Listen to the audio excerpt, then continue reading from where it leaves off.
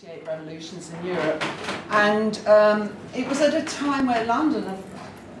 of all the places in the world really, was one of the most welcoming, and remained throughout the century, one of the most welcoming to political emigres. So Karl Marx came here, and as you know, many of you have seen, there's a blue plaque on Quo Vadis in Dean Street, one of the numerous addresses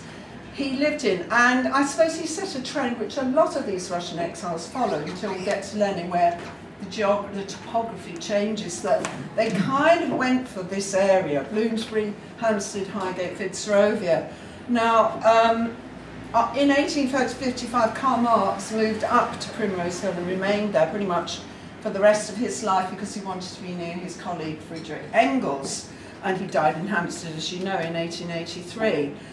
But the most important first Russian political exile, of course, to arrive was Alexander Herzen, great hero of mine.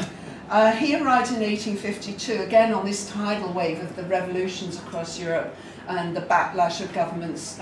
repressing political activism. And he'd just come out of 6 years in prison in Russia and also internal exile,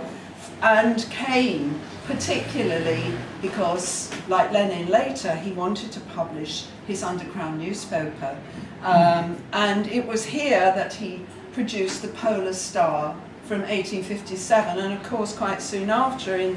1861, Mikhail Bakunin, a legendary Russian anarchist, came and joined him here and stayed in London on and off, I think, for about 14 months. He lived up at Paddington Green, but the house is now gone.